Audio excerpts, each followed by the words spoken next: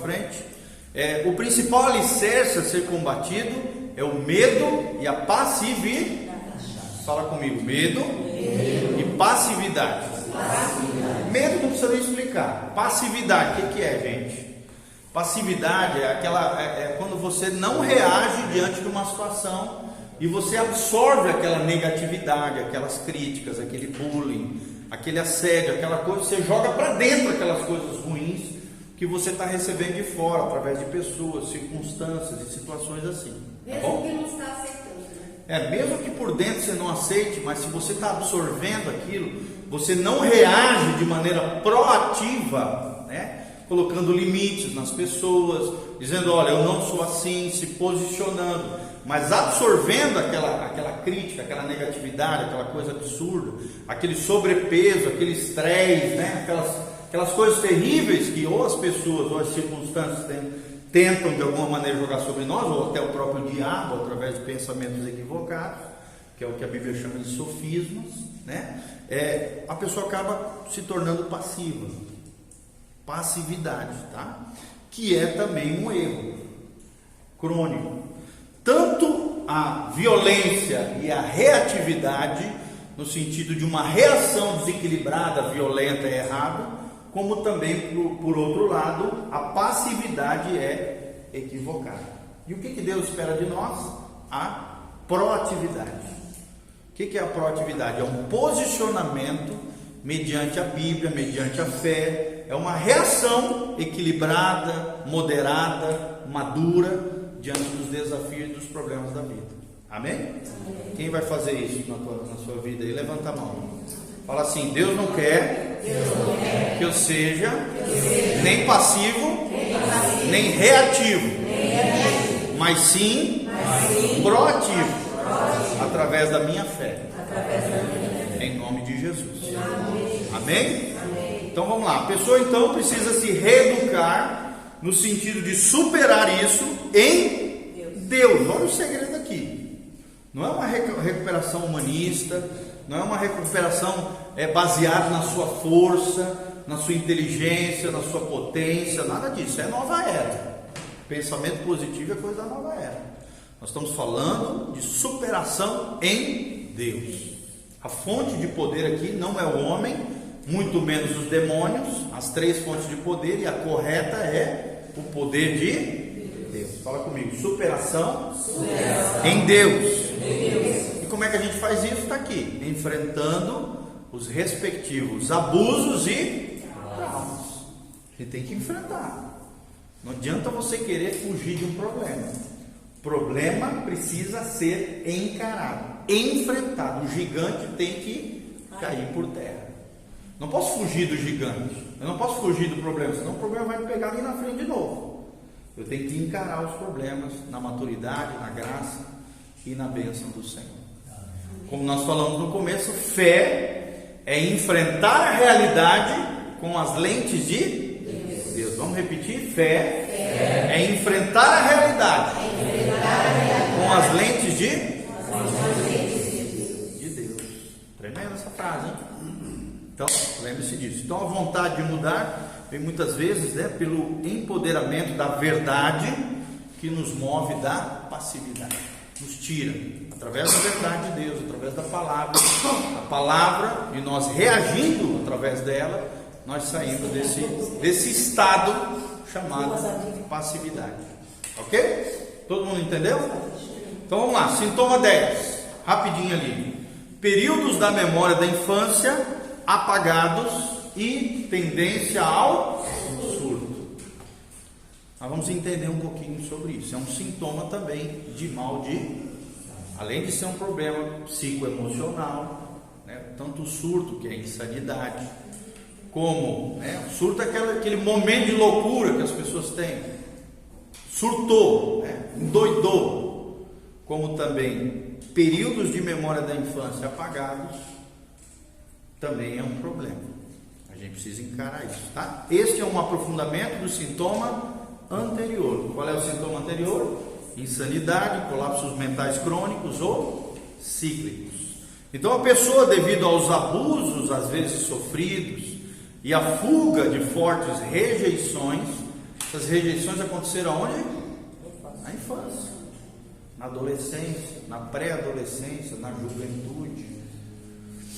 E o diabo é sujo, gente. Ele faz isso lá atrás. Para quê? Para prejudicar todo o seu futuro como pessoa. O diabo é terrível, tá? Então, abusos sofridos, fuga de fortes rejeições, isso deleta, né, aquele período da onde? Da memória. É um sistema de proteção, né? A própria mente acaba tentando te proteger daquilo que aconteceu no passado e apaga aquele fato da memória. A pessoa não se lembra de determinados anos de vida. Vocês estão entendendo, gente? Amém? Pastor, tirando aquele livro Paredes do Meu Coração. Sim. Fala sobre isso aqui, tá? Normalmente isso está relacionado com abusos sexuais prolongados, por exemplo, né?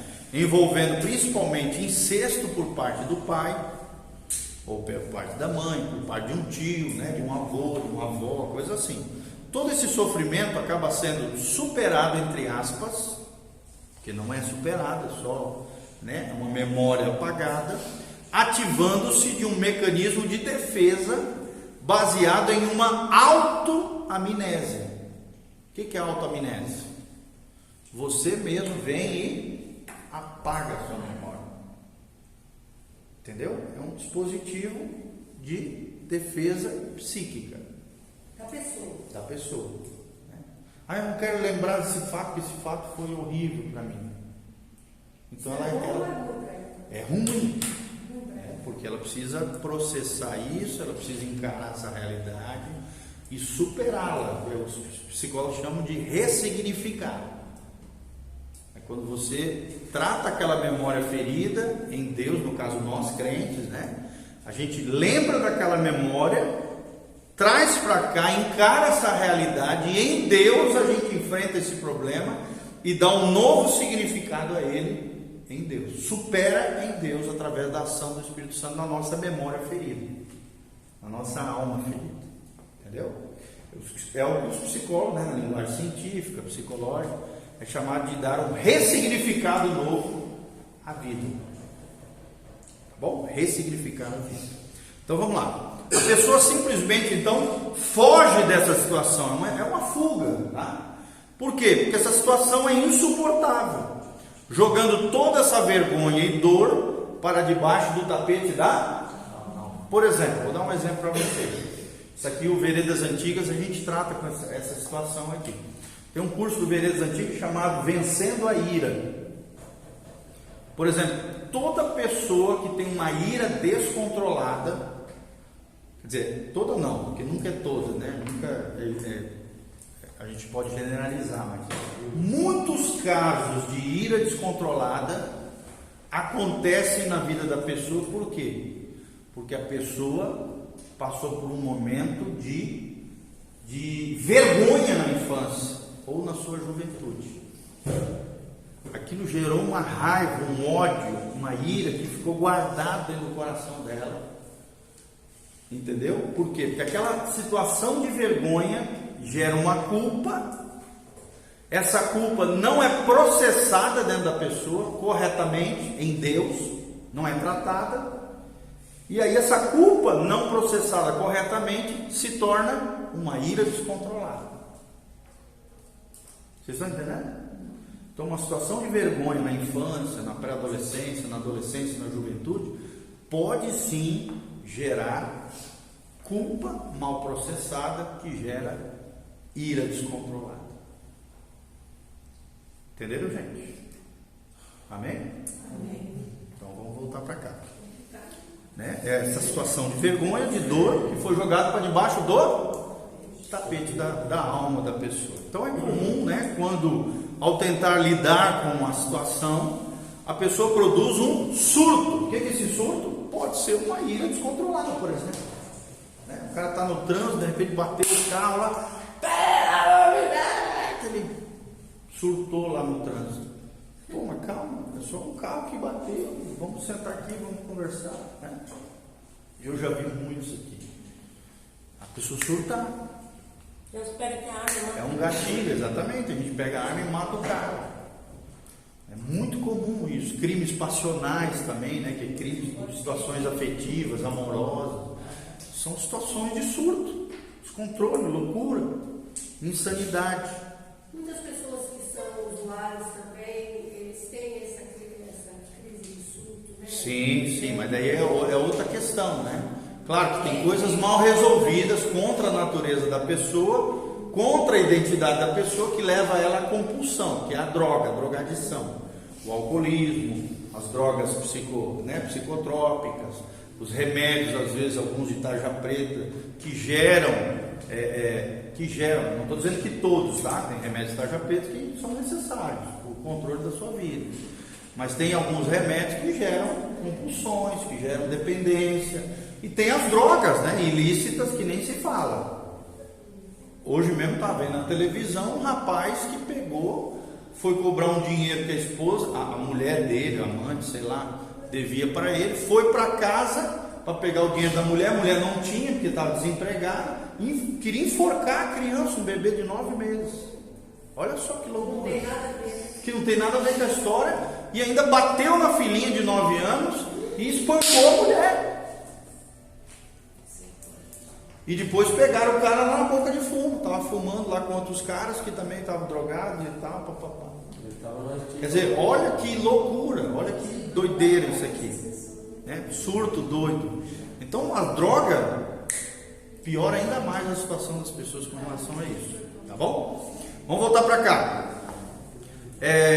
Então é comum, quando ao tentar lidar com a situação, a pessoa produzir um surto, ou seja, a pessoa prefere surtar ao invés de enfrentar todo esse sofrimento pelo qual preferiu se anular. Então, na verdade, o surto é um mecanismo de fuga mediante traumas fulminantes, podendo durar até horas e até dias. Por exemplo, os furtos de droga que a gente foi bem mencionado aqui. Pode durar dias isso aqui, né? Obviamente que por essa porta de fuga, muitos espíritos malignos também agem e podem atuar na situação da vida da pessoa. Aqui, o psicoemocional se mistura com o espiritual, ou seja, o psicológico. É que aqui ele trocou o termo, né? Em vez de psicológico, para não confundir com psicologia, ele botou psicoemocional, se confunde com o espiritual. Para terminar aqui, a chave é trabalhar como, gente? Através de um aconselhamento, levando a pessoa a reagir e acreditar que em Deus, e só em Deus, ela pode e deve enfrentar essa memória ferida. Fala comigo, memória ferida. Isso. Muitas vezes o medo de enfrentar a situação é ainda mais nocivo, tóxico, do que a situação em si que a levou a fugir. Será que tem fuga hoje? As pessoas estão fugindo dos problemas? Demais da conta, né? Então, transformando-se ela se tornou mais nocivo, né, do que a situação em si, ou seja, a memória ferida, que levou a pessoa a fugir, transformando-se numa verdadeira prisão espiritual. Então, quem é que aprisiona espiritualmente as pessoas? Os demônios, né? E os hospitais psiquiátricos estão cheios de gente assim, tanto gente com problemas psicológicos, como também gente com problemas espirituais. Alguns são espirituais, alguns começaram no espiritual e desencadearam no psicoemocional, ou vice-versa, começou no psicoemocional e desencadeou no espiritual. Então os hospitais psiquiátricos estão cheios de gente assim, sendo inapropriadamente medicados. Então, vocês sabem que isso aqui acontece. Beleza, gente? Vamos parar por aqui. Daí na outra semana a gente termina a parte 76. Beleza? Vamos orar. Deus abençoe vocês.